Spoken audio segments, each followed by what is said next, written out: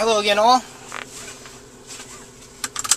Okay, this is a driving test with the VentGrip cell phone holder, and I have a Samsung Note with an Otterbox case mounted here on my dash, and let's see how this thing performs when I drive around. What I like, it's got some padded feet, it's held onto the vent really nice and tight, so it doesn't seem like it's really going to go anywhere. I can access my phone real easily right here. You can see it's 11:30 a.m. I can see all my controls, and it's right above my shifter, so I can quickly access my phone. So let's drive around, and if this performs like I'm hoping it does, it shouldn't move around too much, and as much as I drive, especially with the stiff suspension in the Jeep here, I'm going to hit some railroad tracks and then just basically some stop-and-go traffic in a downtown area. So let's take a quick drive.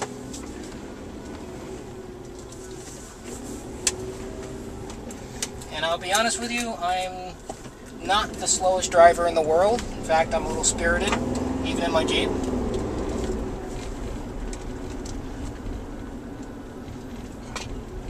And I think I can scoot right here. Look at that.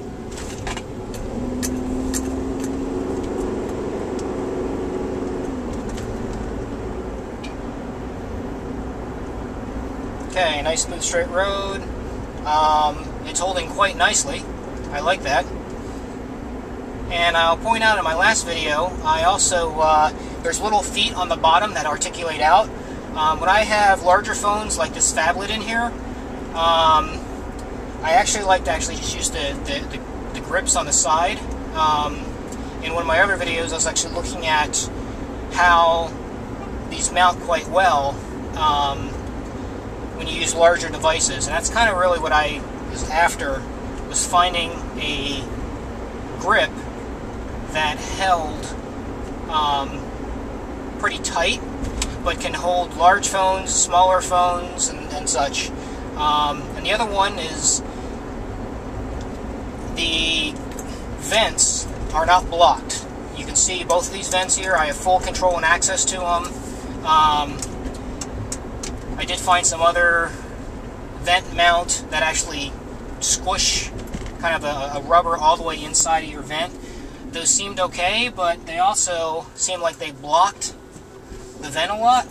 And the other problem I was having, or at least that I was reading online, and I actually bought one, I'm going to test it out here just to confirm a prior review I read, is if you're using a speakerphone and making a phone call, and you have the other style I was just mentioning that's like close to the vent and kind of pushes up into the vent, the air when it's coming around actually interferes. It just basically sounds like you're on a windy day. So with this VentGrip, this seems like it's going to work pretty well because it's away from the vent. It's not going to basically, you know, impede any of the air moving out of there. It's not going to really, you know, kind of get in the way of the phone. And I like how just close this is. I mean, I have full access to all the buttons here. I can do everything I want. This is great. I mean, I'm driving about 45 miles an hour down just a main road and bumping around in a Jeep. And in about another minute or so here, we're going to come up on a bunch of railroad tracks. So I'll scoot into this turn lane here. And this thing is performing quite well. Again, I just have it clamped on, so that was the other thing. It's got a nice lot of rubber protection and stuff like that. And again, this is mounted in an Otterbox commuter case, so I'm not driving nicely. I'm just putzing along.